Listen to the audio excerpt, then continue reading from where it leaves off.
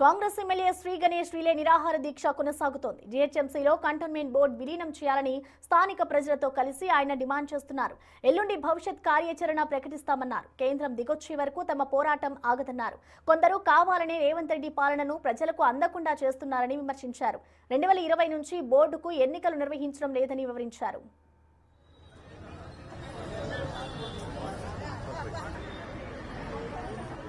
ఇప్పటి వరకు BJP MP Etela Rajender నుంచి ఎలాంటి స్పందన లేదంటున్న ఎమ్మెల్యే శ్రీ గణేష్ తో మా ప్రతినిధి వెంకట్ ఫేస్ టు ఫేస్. దీక్ష ఎలాంటి మద్దతు వస్తుంది, మీకు ఎవరెవరి నుంచి మద్దతు వస్తుంది? నిన్నటి కన్నా ఈరోజు ఎక్కువ మంది మద్దతు ఇవ్వడానికి వచ్చారు. అనేక కాలనీ వాళ్ళు, అనేక బస్తీ వాళ్ళు కూడా ముందొచ్చి కూర్చున్నారు. మరి వాళ్ళ మద్దతు ఇచ్చి వారు సాంఘీభావం తెలిపి మద్దతు తెలిపి కూడా వెళ్ళడం జరిగింది. చాలామంది కూడా నిన్నటికి చాలామంది తెలియదు కాబట్టి నిన్న చూసిన తర్వాత ఈరోజు ఇది మంచి కార్యం, అనేక సంవత్సరాల నుంచి ఇది విలీనం కావాలి, భారతదేశానికి స్వతంత్రం వచ్చిన స్వతంత్ర భారతదేశంలో ఉన్న మనకి ఇప్పటికీ స్వతంత్రం లేకుండా అదే బ్రిటిష్ చట్టాలు పాలన ఉంది కాబట్టి దాని నుంచి విముక్తి చెందాలంటే ఈ జిహెచ్ఎంసీ విలీనం అయితే డెవలప్మెంట్ అవుతుందని అందరికి ఇన్ని రోజుల నుంచి ఎన్నో మంది ఇల్లులు కట్టుకోవాలన్న వాళ్ళకి ఆంక్షలు ఉండే, చాలామందికి డ్రైనేజ్ ఇష్యూలు, రోడ్డు ఇష్యూలు, త్రాగునీటి సమస్య, కమ్యూనిటీ హాల్ సమస్య, పార్కుల సమస్య, చుట్టుముట్టు ఎక్కడున్నా కూడా కొంచెం గ్రేవ్యార్డ్లు డెవలప్మెంట్ అయింది. మా దగ్గర ఆ గ్రేవ్యార్డ్స్ కూడా ఇప్పటికీ శ్మశాన వాటికలు అంటే శ్మశాన వాటికల్ లాగానే ఉంది, వేరే దగ్గర పార్కుల లెక్క అయింది. అన్ని విధంగా డెవలప్మెంట్ కావాలంటే ఈ బోర్డు దగ్గర నిధులు లేని బోర్డు ద్వారా నష్టం అవుతుంది కాబట్టి ఇప్పటికే నిర్లక్ష్యమైంది. కనీసం తెలంగాణ రాష్ట్రం ఏర్పడితే కొత్త రాష్ట్రం నేను బాగుంటాం అనుకున్నాం. గత పాలకులు పట్టించుకోనందుకు, గతంలో ఉన్న కేంద్రం కావచ్చు, గతంలో ఉన్న రాష్ట్రంలో బీఆర్ఎస్ ప్రభుత్వం పట్టించుకోనందుకు నష్టం జరిగింది.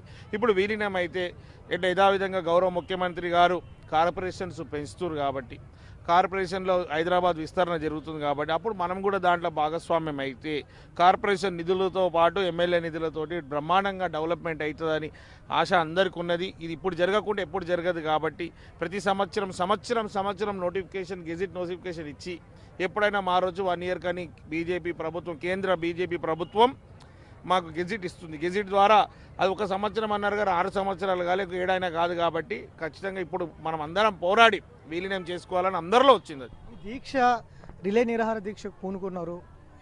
ఈ దీక్షల వల్ల ఆశించిన ఫలితం వస్తుంది అనుకుంటున్నారా, లేదా విలీనం అవుతుందనే నమ్మకం ఉందా? ఖచ్చితంగా ఏదైతే తెలంగాణ రాష్ట్రం, తెలంగాణ ప్రజలు ఆకాంక్షించినప్పుడు గౌరవ సోనియా గాంధీ గారు, మన తెలంగాణ తల్లి, వారు మనకు తెలంగాణ రాష్ట్రం ఇచ్చినప్పుడు, రాష్ట్రమే ఇచ్చినప్పుడు ఇది ఒక బిట్టు, ఒక బోర్డు, ఒక 8 వార్డులు, 4 లక్షల మందే కాబట్టి ఖచ్చితంగా వాళ్ళు కూడా ఇలాంటి స్టెప్పే తీసుకుంటారు. మంచి వాళ్ళు అయితే మంచి పనులు చేస్తారు కాబట్టి మా వాళ్ళు కూడా మంచి వాళ్ళు అనేసి ఈటెల గారు కూడా ఎంపీగా గెలిపించారు. కేంద్రంలో బీజేపీ ప్రభుత్వం ఉంది, ఇక్కడ కూడా 8 మంది ఎమ్మెల్యేలు, ఎంపీలు ఉన్నారు కాబట్టి వాళ్ళందరూ ఆలోచించి మాకు కూడా ఇచ్చే విధంగా ముందుకు సాగుతారని సంపూర్ణంగా నమ్మకం ఉంది.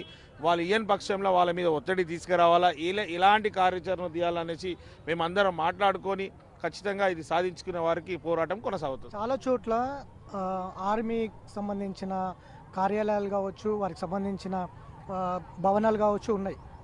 అదే చోట ఇటు ఎవరైతే ప్రజలు నివసిస్తున్నటువంటి కాలనీలు కూడా ఉన్నాయి.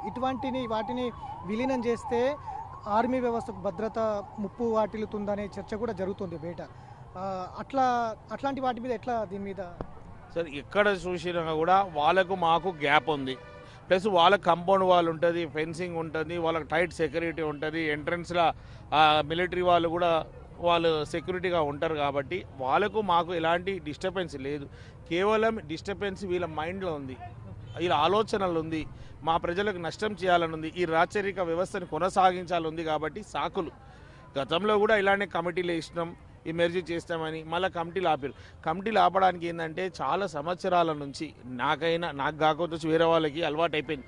ఫ్రీగా అన్నీ కొట్టేస్తుంటే అదే మార్గంలో నడవాలని, ఇది బోర్డు మెర్జ్ అయితే వీళ్ళది ఏంది రాజు లెక్క ఉన్నారు, ఇప్పుడు బోర్డులో రాజు లెక్క ఉన్నారు. ఇది రాజు వ్యవస్థ కూలిపోయిందనుకో, ప్రజాస్వామ్యం వచ్చిందనుకో వాళ్ళకు నష్టం అని ప్రజలకు నష్టం చేసే పనులు చేస్తున్నారు. వాళ్ళు కొంతమందికి లాభమా, అనేక మందికి లాభమా అని ఈటెల రాజేందర్ గారు ఆలోచించి వారు కూడా ఎంపీగా ఎమ్మెల్యేగా ఓడిపోయినా ఖాళీ ఉండే, మళ్ళీ పని ఉండాలనేసి ఎంపీగా నిలబడ్డారు. ఇక్కడ కూడా చాలామంది లీడర్లు పని ఉండాలని కోరుకుంటారు. వాళ్ళకి ఎలక్షన్లు పెడితేనే కదా పని ఉంటుంది.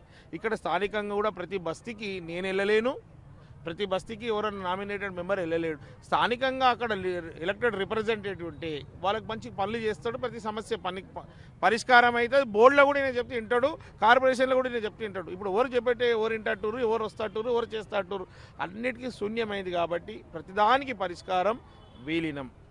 సో ఇది ఖచ్చితంగా 3 రోజుల పాటు ఈ దీక్షలు కొనసాగుతాయి. 3 రోజుల తర్వాత పార్టీతో పాటు ఇటు కంటోన్మెంట్ పార్టీ నాయకులతో కూడా చర్చించి భవిష్యత్ కార్యాచరణ ప్రకటిస్తాం. కేవలం మాకు ఏదైతే రెసిడెన్షియల్ ఏరియా కంటోన్మెంట్లో ఉన్నటువంటి ఆర్మీకి సంబంధించిన స్థావరాలు కాదు, ఆర్మీకి సంబంధించిన భూములు అవసరం లేదు. కేవలం రెసిడెన్సీ ఏరియా ఏదైతే ఉందో అది మాత్రమే కార్పొరేషన్లో కలపమని డిమాండ్ చేస్తూ ఉన్నాం. అట్లా కేంద్రం ఆలోచిస్తుందని అనుకుంటున్నాం. స్థానిక ఎంపీ కూడా ఆ వైపుకు అడుగులు వేస్తారనేది అయితే అనుకుంటున్నాం అనేది అయితే శ్రీ గణేష్ చెప్తున్నారు.